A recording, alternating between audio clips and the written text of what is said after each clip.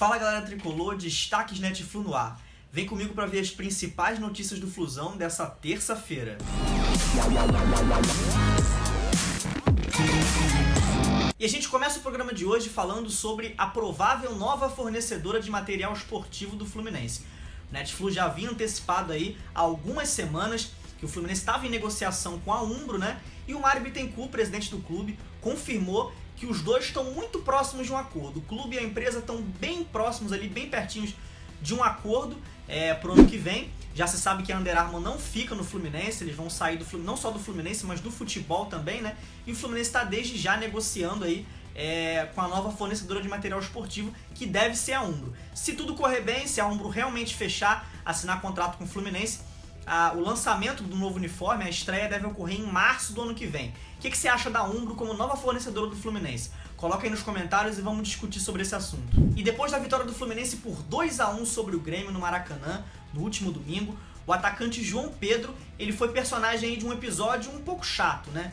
Na saída do estádio, o jogador ele foi jantar num restaurante lá na Tijuca, próximo dos arredores do estádio, com a sua família e também com a atriz Mel Maia, que é a namorada dele, né? E lá ele foi abordado por um grupo de torcedores do Fluminense que começaram a cobrar ali o jogador, pedindo para correr mais, esse tipo de coisa. E o Netflu conseguiu descobrir com exclusividade que um desses torcedores que estavam envolvidos nessa confusão era conselheiro eleito, um conselheiro do Fluminense, eleito pela chapa do Mário Bittencourt, o Bruno Tarouca, que também, por sinal, é filho do vice-presidente social do clube, o Luciano Soares. O Netflu entrou em contato com o Bruno para ele dar a versão dele da história, né? E o Bruno falou sobre o caso. Abre aspas aí para ele. Fui na direção dele, do João Pedro, para conversar e falei que ele não poderia ir a 2 dias de Rock in Rio antes do jogo, pois não renderia 100%. Acredito que ele tenha se assustado com a quantidade de torcedores. Ele, com um tom de voz um pouco mais elevado, deu início a uma breve confusão. Após isso, a mãe dele, nervosa com a situação, saiu do carro, o que causou um pouco mais de estresse entre todos. Porém, logo após isso, os ânimos se acalmaram e o mal-entendido foi resolvido. Ele seguiu para jantar com a sua família em outro restaurante. Então o torcedor teve a oportunidade de explicar o que aconteceu, né? Um episódio um pouco chato, mas ao que tudo indica, já foi tudo contornado, né? Não passou de um grande mal-entendido. E o Conselho Deliberativo do Fluminense aprovou por unanimidade a mudança de nome do centro de treinamento do clube. O Netflu já havia antecipado aí que alguns conselheiros estavam exigindo essa mudança e agora foi aprovado. O nome realmente vai mudar.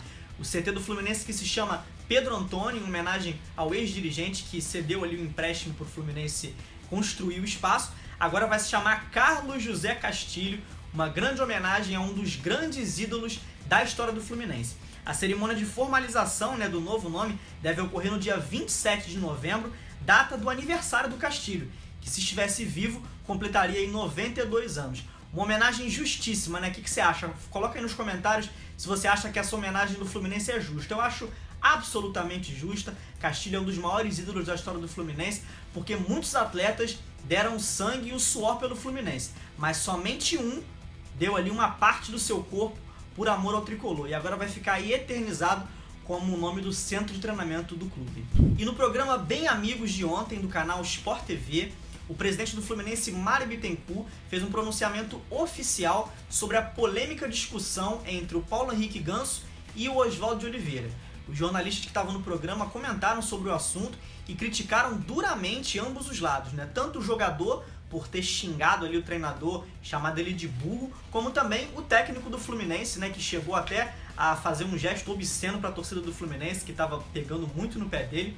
Mas o Mário Bittencourt, no seu pronunciamento, disse que os dois estavam ali de ânimos quentes, de sangue quente por conta do jogo, e que tudo foi resolvido no vestiário. Logo após a partida, o Ganso e o Oswaldo eles se entenderam ali, e a demissão do Oswaldo aconteceu mais por conta do clima que acabou sendo gerado ali por conta daquele gesto obsceno que ele fez, né? Abre aspas para o Mário Bittencourt explicando a saída do Oswaldo.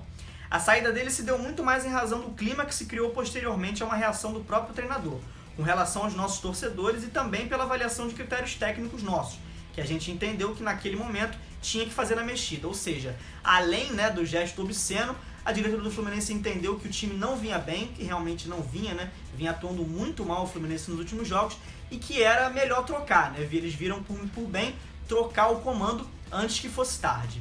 E esses foram os destaques Netflu de hoje. Se você gostou, não esquece, dá aquela curtidinha no vídeo para dar uma força aí no nosso canal. Também se inscreve se você ainda não for inscrito e ativa o sininho para receber as notificações toda vez que a gente lançar um vídeo novo. Um abraço e saudações tricolores!